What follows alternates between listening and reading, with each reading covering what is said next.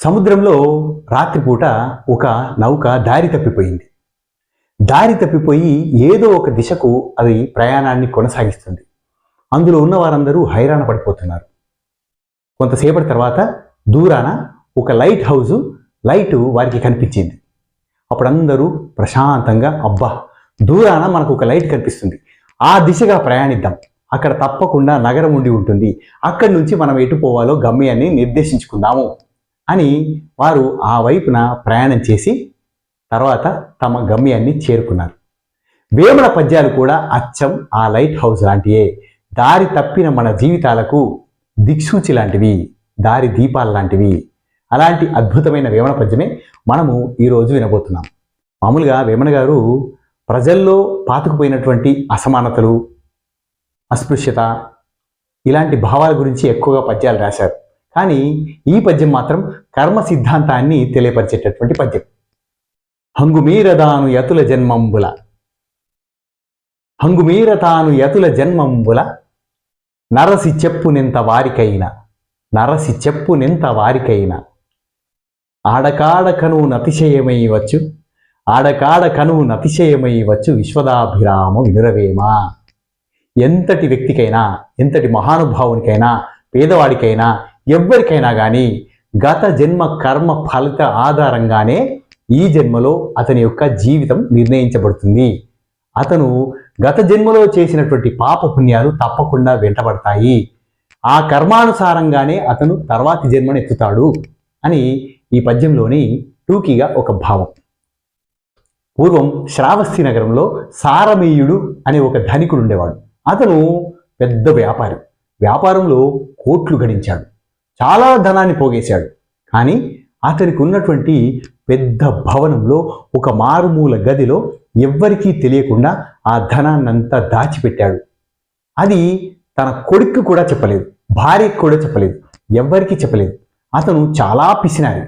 ఆయన సంపాదించినటువంటి డబ్బును ఎవ్వరికి ఇవ్వడానికి ఇంట్రెస్ట్ చూపించేవాడు కాదు, ఎవ్వరికి ఒక పైసా దానం చేసేవాడు కాదు. అతను ఎంత పిసినారి అనంటే, వండుకున్నటువంటి భోజనంలో రాత్రికి మిగిలిపోతే ఇది ఎవరికైనా దానం చేస్తారేమో, ఎవరైనా ఈ భోజనాన్ని అడుగుతారేమో అని ఆ భోజనాన్ని ఎవరికీ తెలియకుండా ఒక గదిలోకి దొంగతనాన్ని తీసుకెళ్ళిపోయి అతను భుజించేవాడు. ఎవరికి ఒక గింజ కూడా దానం చేసేవాడు కాదు. అంత పిసినారి. అలాంటి పిసినారి ఒకరోజు మరణించాడు. అతను దాచినటువంటి డబ్బును ఎవ్వరికీ ఎక్కడుందో చెప్పలేడు కాబట్టి కొడుకు కూడా తెలియదు పాపం. అయితే అతని కర్మ ఫలితం ఆధారంగా, అతని గత జన్మలో ఆయన చేసినటువంటి పనుల ఆధారంగా అతను అదే ఇంట్లో కుక్కగా జన్మించాడు. ఆయన ఆస్తి మీద, తన సంపాదన మీద ఆశ చావలేదు.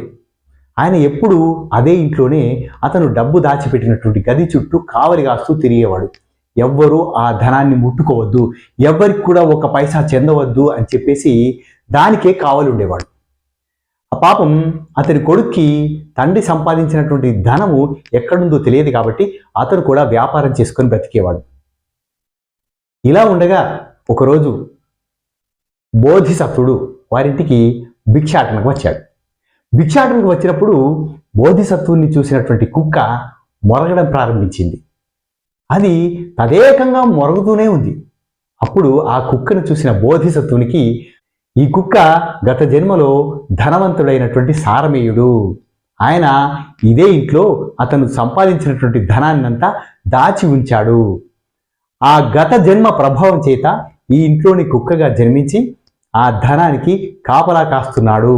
ఆ కొడుకు వేసేటటువంటి తృణమో ఫలమో భిక్షంలాగా విదిలించినటువంటి ఆ ఆహార పదార్థాలను తింటూ ఇక్కడే కావాలంటున్నాడు. అతను గత జన్మలో ఎవ్వరికీ దానం చేయలేదు కాబట్టి, ఎవ్వరికీ నయా పైసా ఇవ్వలేదు కాబట్టి ఇక్కడ కూడా ఆ భిక్ష వేసినటువంటి మెతుకుల్ని తింటూ బ్రతుకుతున్నాడు. ఇది అతని కర్మఫలమే అని కనుక్కున్నటువంటి బోధిసత్వుడు ఇదే విషయాన్ని కుక్కతో చెప్పాడు. కుక్కకు గత జన్మ వాసనలు ఉన్నాయి కాబట్టి వెంటనే బోధిసత్వుని మహిమ వల్ల అతను చేసినటువంటి పనులన్నీ కూడా ఒక్కటొక్కటిగా అతని కళ్ళ ముందు కదలాడాయి.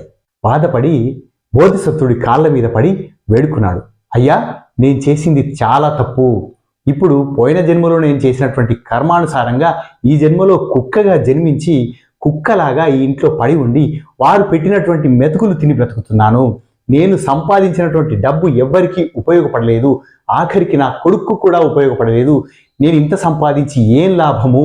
నేను తిన్నవాడిని కాదు, ఎదుటివాడికి పెట్టినవాడిని కాదు, నా కొడుకు అనుభవించేలా చేసినవాడిని కాదు, నాకు ప్రాయశ్చిత్తాన్ని కలిగించండి అని బోధిసత్వుని వేడుకుంటే బోధిసత్వుడు ఇప్పటికైనా నీ కొడుకు నువ్వు ఎక్కడైతే ధనాన్ని దాచి ఉంచావో ఆ ప్రాంతాన్ని చూపించి డబ్బును నీ కొడుకు అప్పజెప్పు అనగానే వెంటనే కుక్క మొరుగుతూ కొడుకుని అతను డబ్బు దాచినటువంటి గది వైపు తీసుకెళ్లి అక్కడ గీరడం ప్రారంభించింది. ఇక్కడ ఎందుకు కుక్క గీరుతుంది అని ఆశ్చర్యపోయిన కొడుకు అక్కడ తవ్వాడు. తవ్వితే అతను దాచిపెట్టినటువంటి డబ్బంతా బయటపడింది. అప్పుడు బోధిసత్వుడు అన్నాడు, ఈయన నీ తండ్రి గారు. ఆయన చనిపోయిన తర్వాత కుక్కలాగా పుట్టి ఇక్కడ అతను దాచుకున్న ధనానికి కాపలా కాస్తున్నాడు. ఆయన గత జన్మ వాసనలు పోలేదు, ఆయన నీ తండ్రి అని తెలియపరిచారు. తెలియపరిచిన తర్వాత కుక్కకి ప్రాయశ్చిత్తం జరిగింది కాబట్టి వెంటనే మరణించి తర్వాత మంచి జన్మనెత్తింది. అప్పుడు కొడుకు తండ్రి చేసిన తప్పును నేను చేయకూడదు అని ఆ డబ్బును బోధిసత్వుని ఆశ్రమంలో ఉన్న అందరు సన్యాసులకు దానంగా ఇచ్చి భోజనాలు ఏర్పాటు చేశాడు. తర్వాత అతను ఎంతో బుద్ధిగా మంచి కర్మలు నిర్వర్తిస్తూ బ్రతికాడు. ఇది వేమన పద్యంలోని భావానికి సరిగ్గా సరిపడేటటువంటి కథ. హంగుమీర తాను యతుల జన్మంబుల నరసి చెప్పునెంత వారికైనా ఆడకాడకను అతిశయమై వచ్చు విశ్వదాభిరామ వినురవేమా. ఎవరికైనా కర్మ ఫలము అనేది తప్పకుండా వెంటాడుతుంది.